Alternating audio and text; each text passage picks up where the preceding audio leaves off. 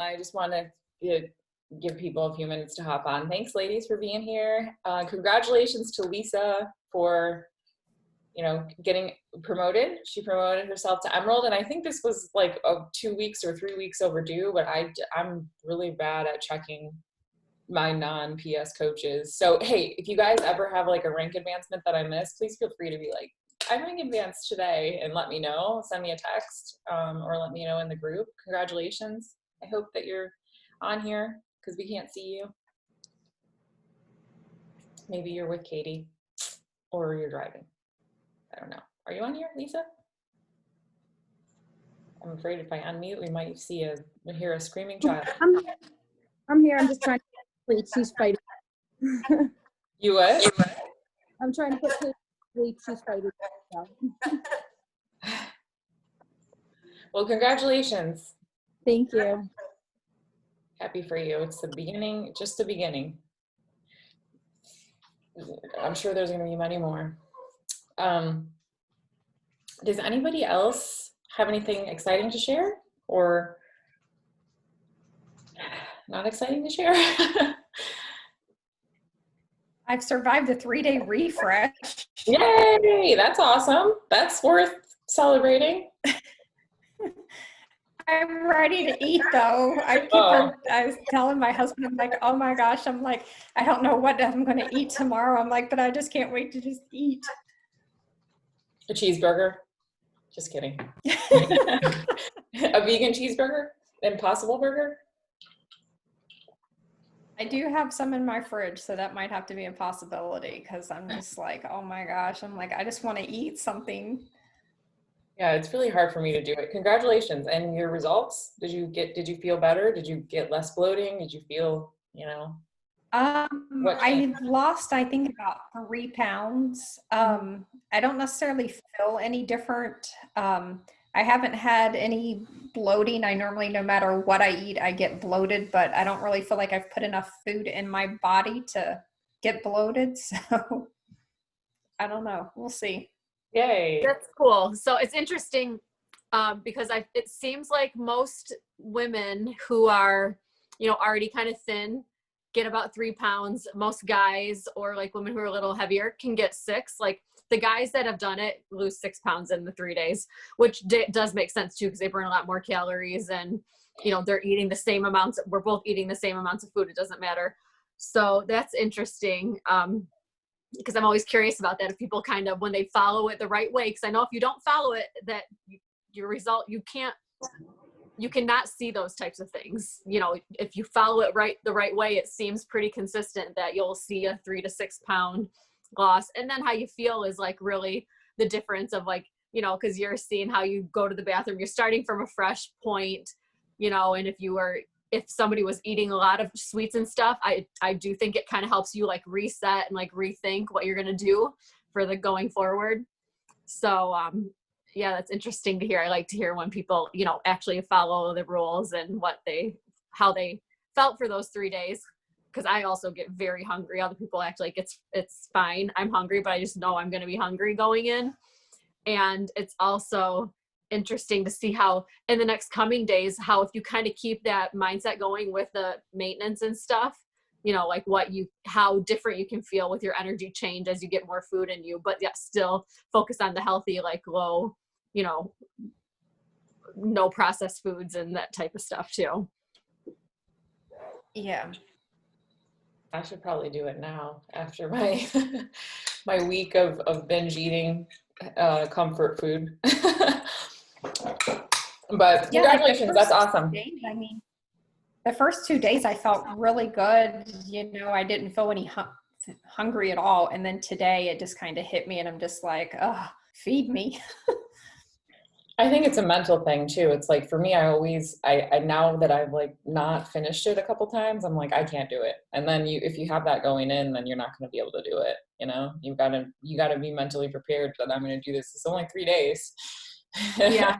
And so tomorrow morning though, you'll wake up and you won't feel that hungry. It'll like, again, you'll go to bed like feeling hungry or get your tea or whatever your last like thing you can do.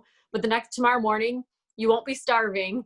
but then, you know, once your day goes on, you'll be like, oh yeah, I get to eat, you know, and then you'll be excited. Look at eating as a whole new thing. Did you have Yeah, a I think huge headache I'm sorry. Did you have a huge headache that first day? Because when I did it, that was my biggest thing is I had a huge headache that first, well, maybe it was the second day. I can't remember now, but it was that huge headache. I really didn't get a headache at all that I can recall. However, the past time, I've done it twice so far. I'm ready to do my third one. But the second time I did it, I did not quit Energize. I drank my Energize every morning still. So that could have helped me just because I never went through like, even on that low dose of caffeine, I never went through that, like, that time without it. So I don't know, because I just can't give up my Energize. So I didn't. I just chose not to. That's a good idea, actually, because, you know, how I could actually do it is if I can still drink my Energize in the morning. Yeah. Yeah. Okay. Yeah, didn't work out. I didn't think I could do it without my Energize, and then I didn't want to have to not take the recovery afterwards. So. You worked out still or no? No, I didn't, just because I didn't. No, I wouldn't have the Energize or Energize as my coffee. Yeah, I couldn't work out either when I did it. Sometimes I just drink Energize in the afternoon. Like it's not even to work out. I'm like, I'm tired. And I just on the weekends, like, pick me up. Even if I'm not working out, I really can't. I do kind of feel like I'm addicted to it because it works so well. It does just give you that quick perk me up. So I use it too, even when I don't work out. Exactly. That's what I like. I like it for sometimes just like an afternoon pick me up, like so I can get some work done or whatever I need to do. So about the book, Jamie, do you have questions for us? I finished it today, so I was like, oh my gosh. Oh, good. Yeah, I have a whole little PowerPoint and got notes and questions. So this is probably one of my most favorite books that I've ever read. I'll be honest. I really liked. I don't know if it was the timing for me because I just was open to receiving that, you know, the go-giver mindset because I feel like it's in alignment with who I am right now. But it really, like, I just loved it. I loved the whole story. It just was awesomely written, how it was like a parable. And Bob Proctor was the one that it was kind of modeled. Pender was modeled off Bob Proctor, kind of. So they said it in like the post acknowledgments or something like that. So cool. Let's discuss, I think we did like all the way up through chapter 3 or 4 last week. So we can start, you know, in like that area and just talk for like a little bit about Okay. Let me share my screen here. Will you give me permission? Hang on 1 second. I don't know why it just doesn't automatically make that a setting, but all right. I'm going to mute myself. Okay. Well, I guess it would help if I would have already had that up here in the background. I thought I did have it up.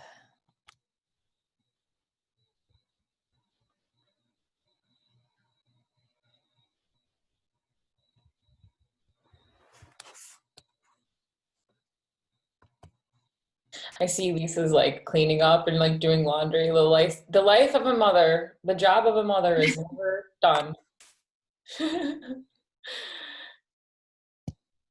Okay, so we will go ahead and start. We finished up through chapter 3 last week. So this week I have 3, 4, and 5.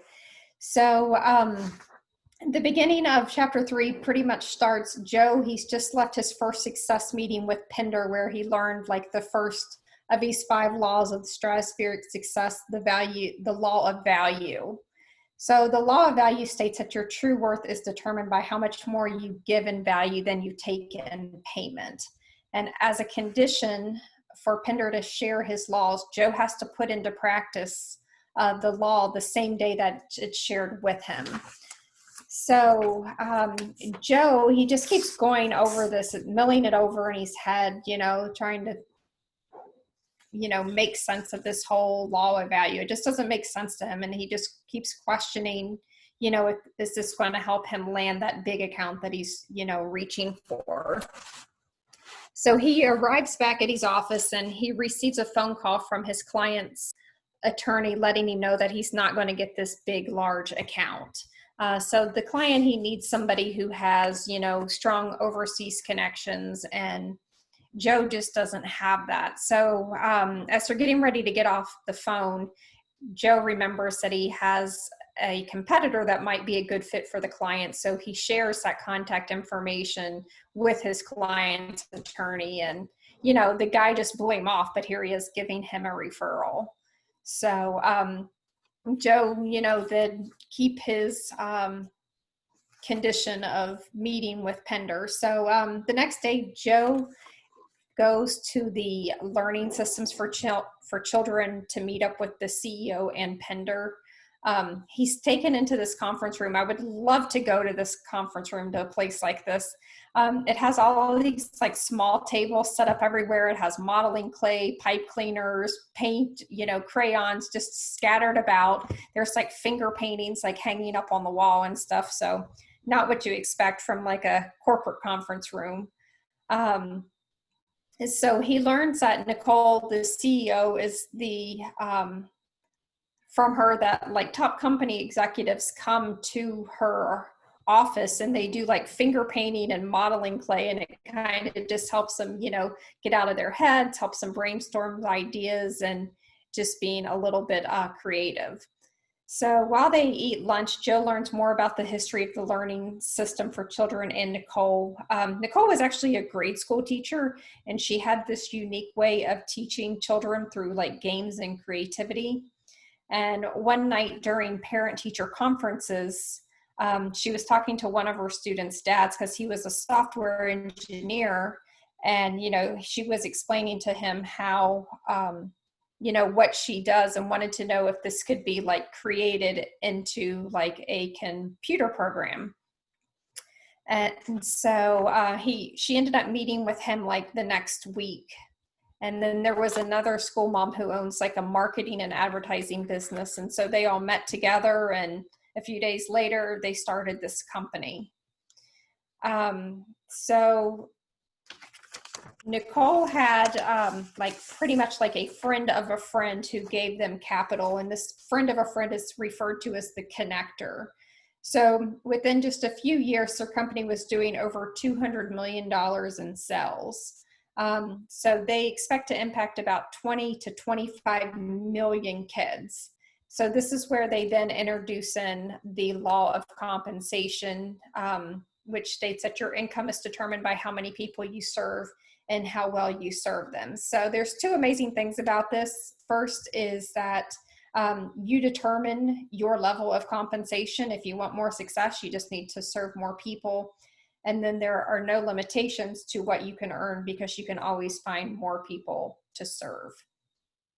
So I know a lot of times people feel like Beachbody, that it's a saturated industry, but there are plenty of people out there for all of us, to have our own successful business. There's, again, just unlimited a number of people.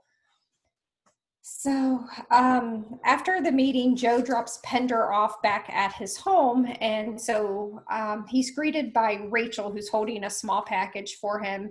And she has a 1 pound bag of freshly ground coffee for him. And so this is Rachel's famous coffee. So on his way back to work, Joe, he's like, oh my gosh, how in the world am I going to apply this law of compensation? So then once he gets back to work, he figures it out. He makes this coffee that Rachel gave him, and he delivers a cup of fresh coffee to every single employee who works on the same office floor that he does. So that was the only thing that he could think of. And so that's how he shared, is that he was given the coffee by Rachel, and then he shared it with all of his coworkers.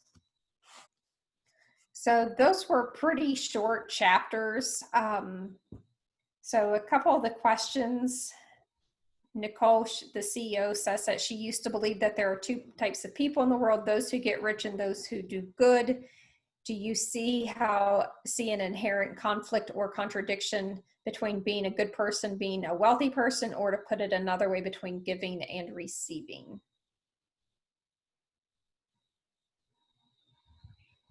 I think a lot of people have, a story around money being evil or whatever. And I definitely grew up, well, I didn't grow up with money being evil, but we didn't have money. So it was this whole constant struggle from my parents just trying to make ends meet or whatever. So I definitely have a story around money that's like, if there's never enough, like no matter how much there is, there's never enough, like this sense of insecurity around it that I see play out in my life sometimes. So I definitely think that is something that I learned early, is like, you have to work really hard. Like when he was describing the go-getter in the beginning, I'm like, that's me, the go-getter, like not the go-giver. I mean, I'm becoming more of a go-giver, but when you're struggling, when you come from like a place of struggling, then you have that story around money. That's my money story. So. Yeah, I think we all have a different money story, and it's just trying to change our mindset around money and learn, that there is abundance and there's plenty of it to go around for all of us. Anybody else have anything to share?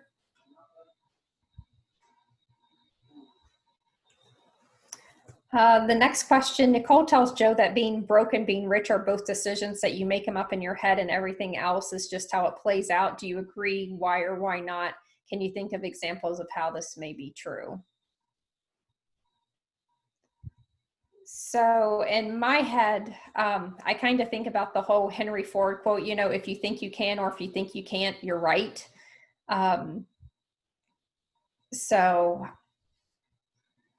you see these people like I'm going to use Haiti as an example. I sponsor a child in Haiti, and, most of the people in Haiti are very poor. They have nothing, but I mean, you would never know it by the way they live their life. They're always so happy, and they don't know any different. So they don't know, that by our quote unquote standards that they're dirt poor, but to them, that's life, and they're very happy with their life. And so I'm sure in a sense, they probably feel like they are rich. They just have richness in a different way than what we look at being rich.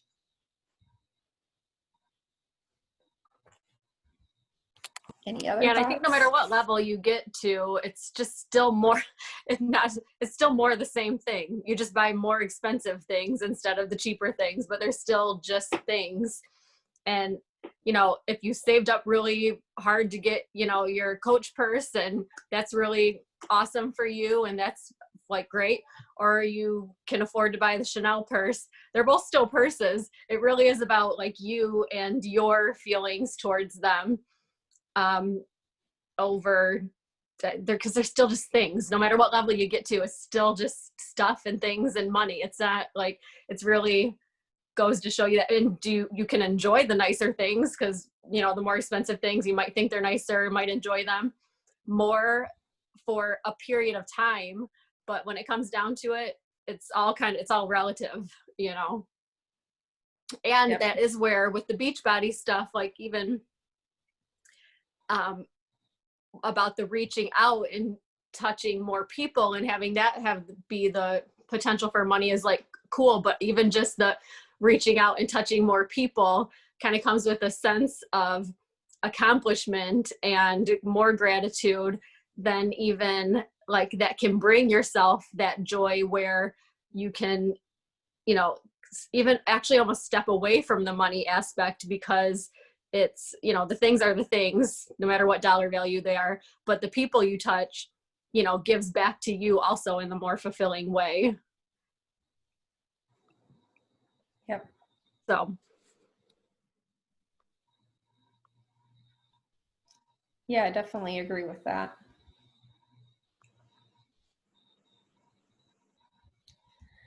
Okay. Anybody else have anything they wanted to share?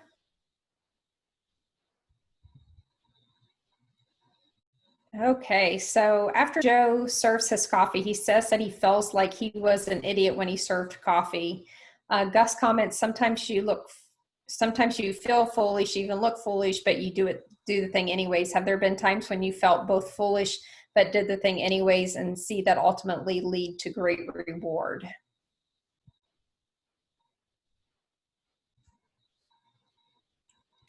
I think anytime you do something that is different from what you've done, it's uncomfortable at first, just like, in life. I'm doing that like free 5-day mindset and movement group. And I started listening to the podcast because I'm like, I'm sharing them with people, even though I paid for that content. I'm like, maybe I should at least know what they're saying. So I've been listening to them, and I was listening to the guy on the way back, and he was just talking about how, you should challenge yourself to do hard things every single day, because that's what's going to help you grow, and that's what's going to help you build confidence in your abilities. So it's like he felt uncomfortable because it wasn't it wasn't who he had been in the past, but it's who he was becoming. So I like that. That's not who he is, but that's who he's becoming. Okay. Let's see here. And then lastly, Pinder says the 3 universal reasons for working are to survive, to save, and to serve. Another way of describing this might be to have a job, to pursue a career, or to follow a calling. Most people focus on the first, Pinder adds, but the genuinely successful focus on the third. Whom do you know who falls into that latter category? Where do you see yourself on that spectrum? I find this so interesting because I feel like growing up, like I said, I have that story of like there's never enough, and you have to work really hard, and long hours to like make money and to be able to make ends meet. But then I didn't create that for myself. I created something completely different. Like I always had a high, paying career, and but I still have that story operating where I would get scared like that it's going to be taken away from me or something, like I have like this fear of like losing it or whatever. But I think that through coaching and through the personal development, I am learning how to be more of a giver, like more selfless, not at the expense of who I am, but I just feel like there's ways. For example, like I have people that will reach out to me on social media for certain things, and I'm like, they're never going to be a customer or coach on my team. Like I just don't see them being, but I will still help them. Like I'll connect them to like I can be a connector, I guess, like for simple things, but I'll just do it because it's like they're asking. Or I would have people reach out to me and ask me about like being a CRNA, and could they pick my brain about being a CRNA, and I would write them, back. And I actually typed out this long response and I saved it so that I could just, because I had so many people asking me like what they, about being a CRNA. And so I would just like copy it and like paste it and make it more specific to each person. So I think in ways like that, Beachbody has, being a coach has helped me see where I can give outside of me receiving anything back in like any monetary value other than just helping that person. And it came full circle for him in the end. In the end, the reason Right. It was like such an awesome ending, but so I see myself getting closer to being, a much more of a go-giver than a go-taker. And I think I used to be very much a go-taker for a lot of my life, and I still can be at times, but I'm, learning how to be more selfless in my giving.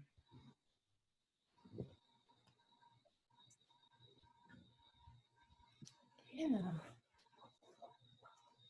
That was pretty much all there was to those parts of the book. So that was like perfectly 15 minutes of talking about that. So everybody's reading it. Caitlin, have you read it? Are you reading it?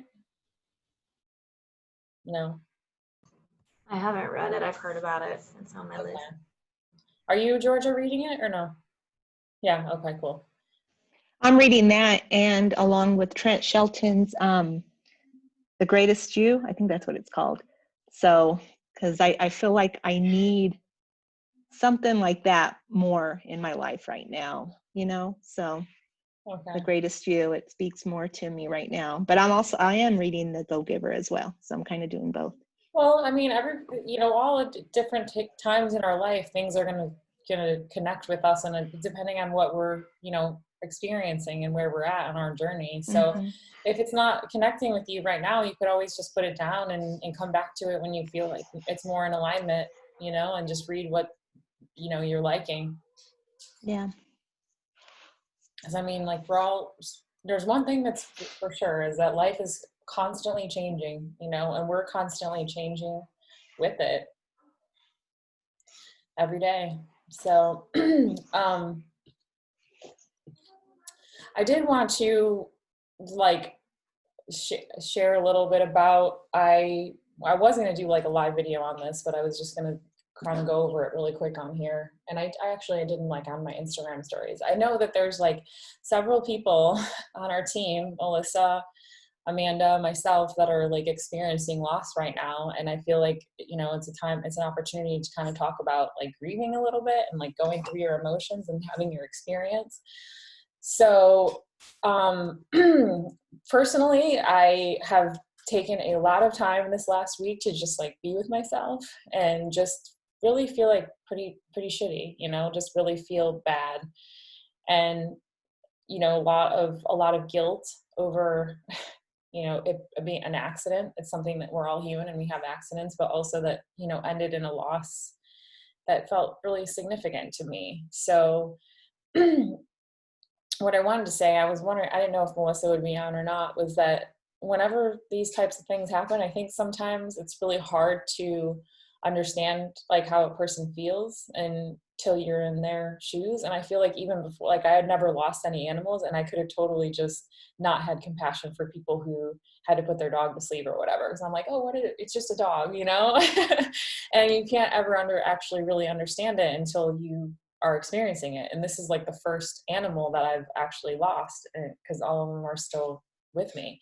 So I think that each loss that we go through gives us an opportunity to have compassion for people, to really be able to feel more, so that when other people are going through things, we can be more supportive of them. At least that's what it's felt like for me. Like, I've had friends that have lost their birds and things like that. And I think it's definitely made me feel like I've gone through this now, so I'm a lot more sensitive to people talking about losing their animals and things like that.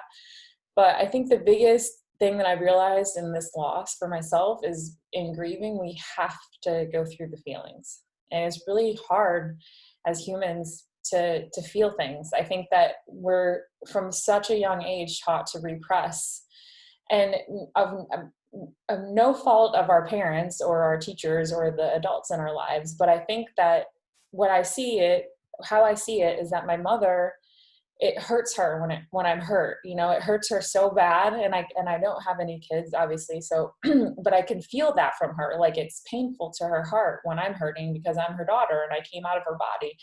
So it's natural for her to want to fix me and to have me stop feeling hurt, so she doesn't have to feel her pain, and sadness. And I see that happening a lot. And so I think we're taught to like just repress and like push all the emotions away, and don't be sad, and distract ourselves and do a million other things. And through this time, I really just focused on like feeling everything I needed to feel, and really just feeling like shit, and being really, really sad, and allowing myself to be like, this is your time to feel really, really sad and really, really shitty. And I think that that's what got me along through the process. Like, I'm a week out and I feel, I'm sure there's still going to be, times of it ebbs and flows, but I think really allowing myself to have those feelings and like go through it has like helped me move through it much more quickly and accept than I ever have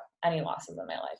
So my point of sharing was that we're all going to go through loss and grief of whether it's a job, a relationship, an animal, a kid, a family member, whatever. And I think the best thing that I can share is to just feel it all, and let yourself be sad, and let yourself have whatever time you need, however long it takes you to feel like crap, to move through that process, because everybody grieves differently. And no one can tell you when it's time for you to stop being sad, and no one can tell you when it's time for you to stop feeling hurt, or if it comes up a year from now, you know, I'm sure it's going to hit me again, you know, like the year anniversary or whatever of losing him. And it's like, just, I guess, give yourself grace, be kind to yourself, and allow yourself to experience it in whatever way works for you. Because I've had people and understand that some people are going to say the wrong thing because they don't know what to say.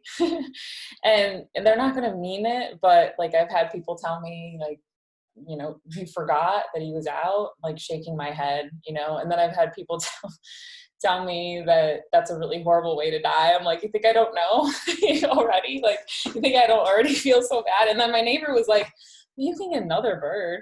You can just get another one.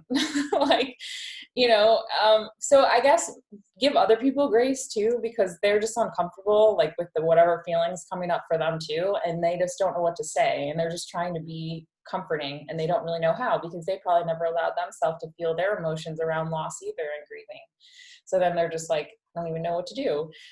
So I just wanted to share that. And that's, you know, if anyone has any feedback or like wants to comment on that, I can open it up for that. So I just wanted to address it because like that's still where I'm at. I'm still going through my grieving process.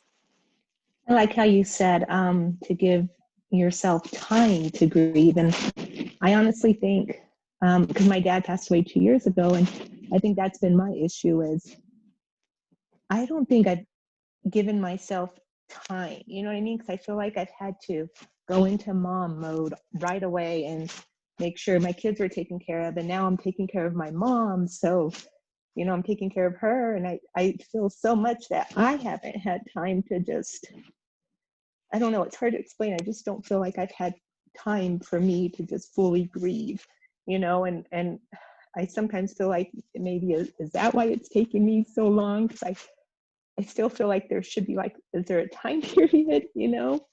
It's been 2 years and I don't know.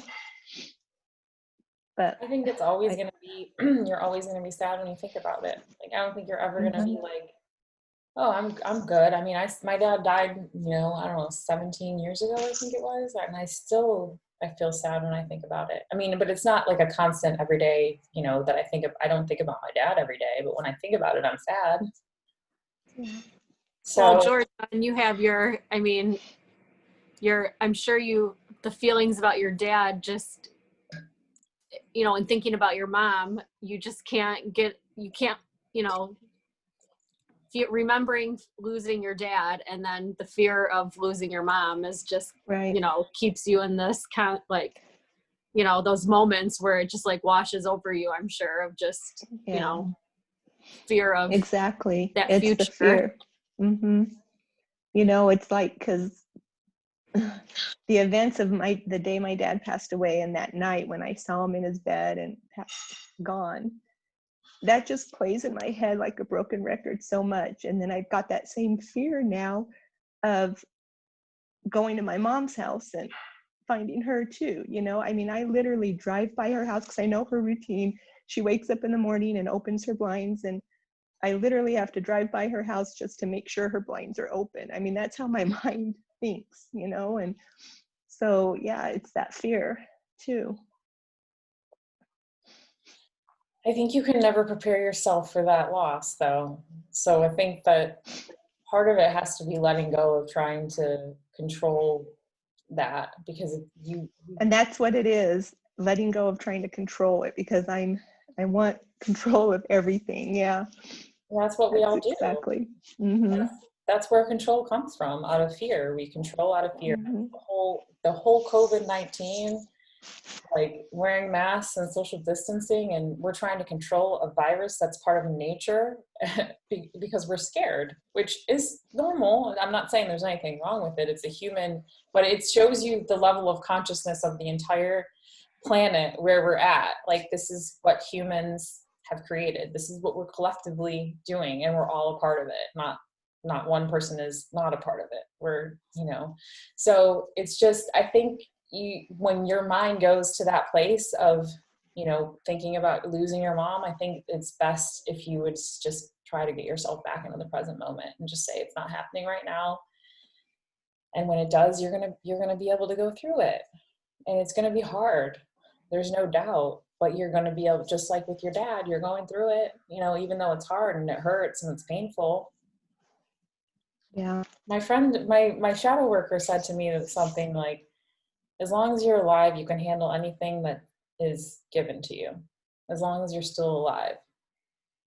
And it is kind of true, because it's like, you're still here. So that means you're getting through it, you know? I mean, even though it might feel like you're not, you are.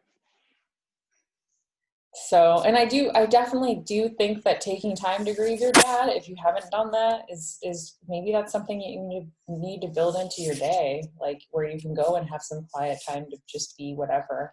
Because for me, it was like, I mean, literally for 5 days, I just was just like, that was the broken record, just playing over and over the story, just the movie, and eventually I was like, okay, I don't think I need to keep replaying this movie anymore. And now it still will come in sometimes, but it's not as often. Now I'm starting to be more present in my life. I think the other thing that has helped is getting more present, is getting, you know, myself to be like, it's not happening right. That's not happening right. You can't control the future, and you can never prepare yourself for when you're going to lose your mother. You know, no matter how much you try to prepare yourself, you'll never be able to prepare yourself for that. I know. And I just feel so much pressure too, because I'm the youngest of my siblings and I'm the only one here in town with her. Everyone else is gone, you know, in other towns or states or whatever. So I feel like That's a lot. and I feel like it's all on me. So I'm like, oh my God, if anything happens, then, I mean, and they would never, ever blame me for it. But, you know, I just feel that pressure, and it's heavy.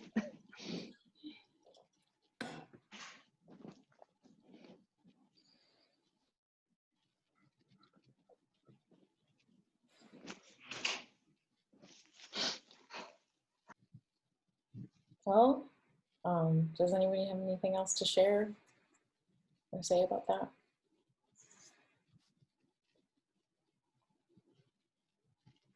Well, good news My is mom passed. I have some. Oh, sorry. Go, Jamie. Oh, I was just going to say, like, my mom passed away 10 years ago with cancer. We knew it was coming.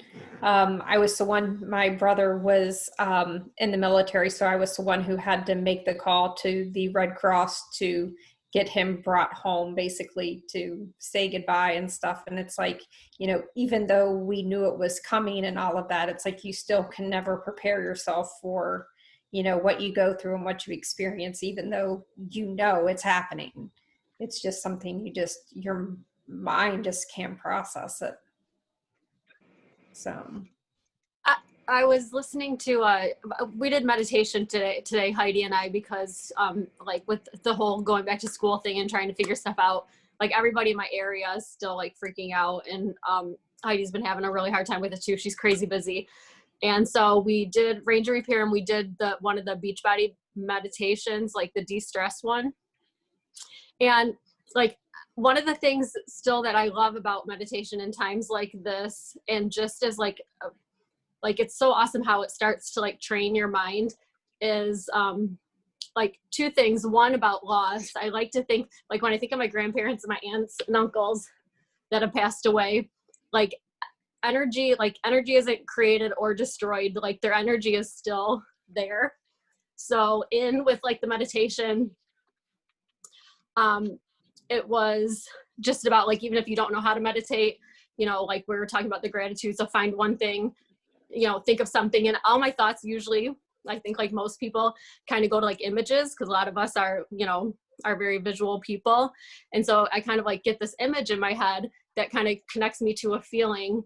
And what I've realized like is like through going through that healing process, or even like getting out of the stress moments, or when you think the worst things possible and you're trying to get your mindset like to the more positive gratitude aspects of it, is to kind of like feel like you can feel that energy, and you can kind of get that visualization going. So like with my dead relatives, I really like to, I don't think about like their funerals anymore, or like those moments before they passed away, or like the suffering, you know, because that's where you kind of go to, because that was the last time you maybe have seen them.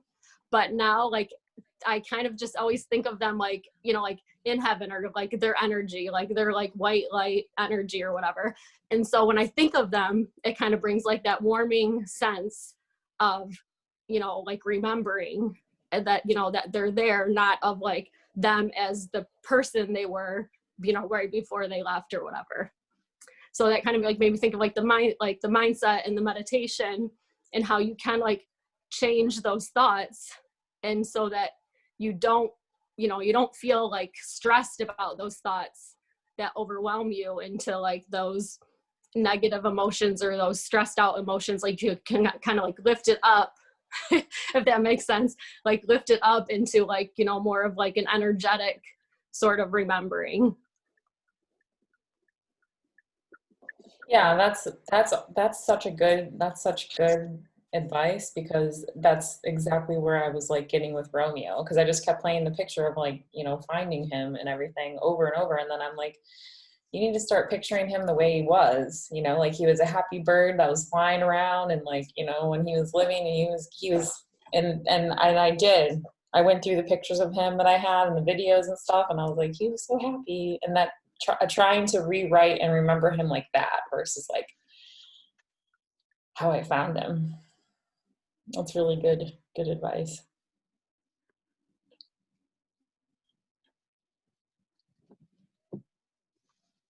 Yeah.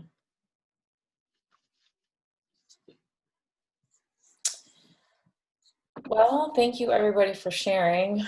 I think maybe we can just, if nobody else has anything to share, then maybe we can just leave it as that for tonight.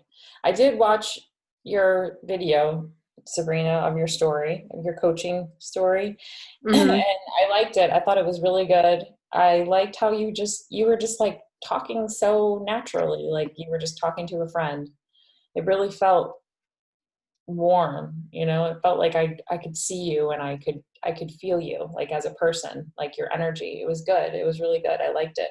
I think if you can keep that same energy, whatever like it was that you did to like mentally prepare for that, I think that is very attractive to someone who's thinking about becoming a coach. I think it really, it made me feel like, wow, this is really cool, and it doesn't seem like that hard, and you know, she's just like me, a normal girl, you know, like, and I think that's what we have on this team, is I think that's really who we are, is like really the down to earth kind of like almost tomboyish a little bit girls, you know, like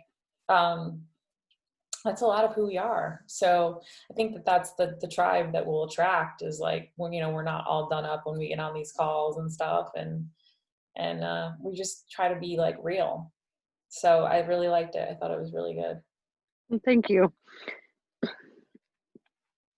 Yeah, this week I was stuck in the store, which is why I didn't hop on earlier. But this week has been, and I don't know, I also just like, I watch like the whole astrological stuff too. So there's a whole bunch of planets that are in retrograde right now, and like I'm feeling it because I have been so low energy and just like no real motivation to do anything, including work out this week, which is weird because I mean I love moving my body every day, and this week I've just been like, nope. I was not prepared to do the 3-day refresh, so I have not done it yet. So I am going to gather all my stuff, and I'm going to do that over this weekend. It actually works out better for me when I'm working, because then I'm not tempted to like snack and pick my stuff at the house. So I'm going to get everything together for that and do that this weekend. And but I think, I'm just trying to listen to my body and not push, and give it the rest that it needs and go from there. That's definitely where I'm at. Like I haven't worked out in like a week, but I mean, I've still walk, and you know, I do like little things. So, but yeah, I've been listening to my body, and then when the last couple of days I've woken up with energy, and I've had energy, but I'm like, you know what? It's kind of like your first days of having energy. Maybe you should just let it keep picking up a little bit more before you start doing Beachbody workouts. So yeah, I'm definitely there with you. Yeah, like I said, I normally try and push myself through it and just, but I've been like embracing more of the, just listening to my body, and that sometimes I just need a break. And then I can, when I go, get back into it, then it feels that much better. And even though it is a huge emotional release for me as well, and stress relief for me, it's not like so much that I'm stressed out about anything right now. I'm just like physically and emotionally tired. So I'm trying to give myself a little bit of a reprieve.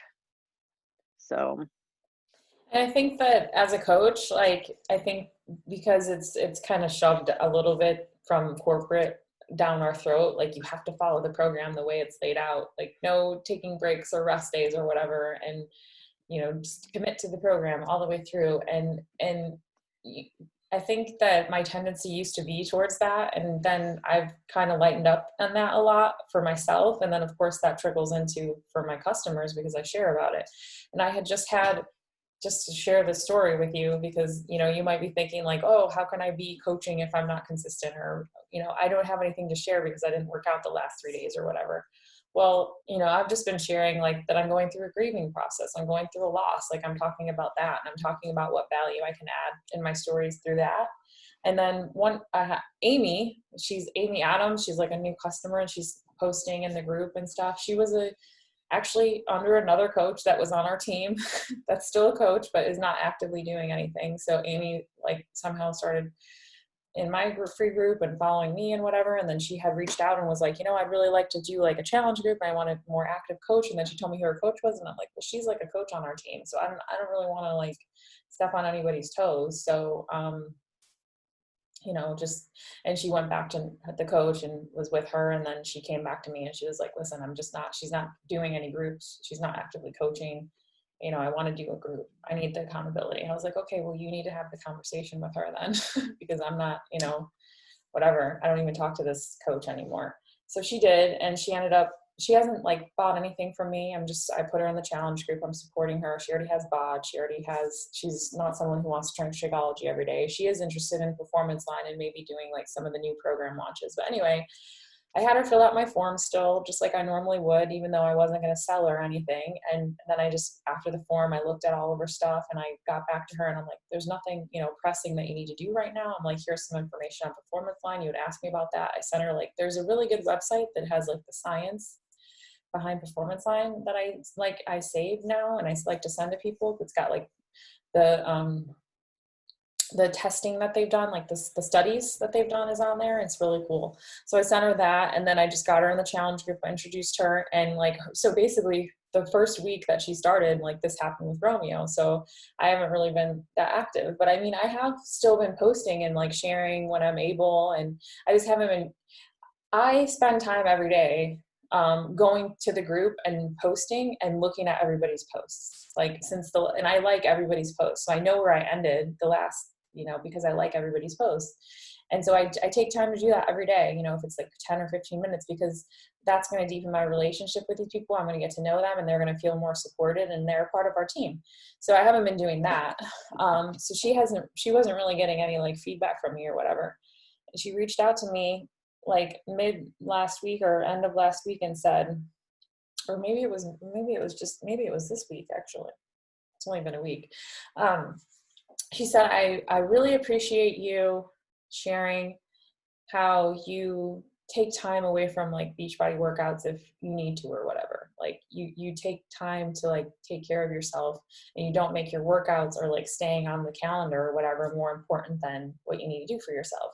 We need more coaches like you, because it's like there's so many coaches out there, and even like 75 hard is like this new thing that they're doing, like two workouts a day for 45 minutes. Like you can't have any cheat meals, you can't drink. I hate that. It's so bad. It's the most extreme like fucking thing. And then there's like Beachbody coaches that are doing it, and I'm like, this is super fucking extreme. Like the point is not to get somebody to be so extreme. So if we're going to be, if I'm going to be going through like this loss, and I'm going to sit here and make the calendar, like following the Beachbody workout calendar, more important than me, feeling like shit, then it's just going to only make things worse for me. And that's not leading by example. That's not self-love. That's not self-care. That's not, something that I want to portray. So what was cool was that she messaged me that. And then I was like, thank you so much, because I was thinking about you. I thought about you a couple times and I wanted to reach out and see how your first week went. But like, I've been in this whole, this place. And so not only am I presenting myself as that, which I didn't used to be that. So like, we're always changing, and you never know what part of your story is going to connect with someone, because that really connected with her a lot, because it gave her permission to be able to do that for herself when she's feeling that way, because she's seeing me doing it and I'm leading by example. So not only did I show up as like who I am and be authentic in what I'm doing, and not be scared to say like, oh, I don't want to tell anyone I'm not doing my Beachbody workouts, like, let me hide that, which is something I would have done in the past. But I got confirmation back from God and the universe by that message from her that what I'm doing is supportive to myself and other people. So my whole point of that story is like, whatever it is that you're experiencing, they always say like, share the struggles too, like share, that's how people connect with you.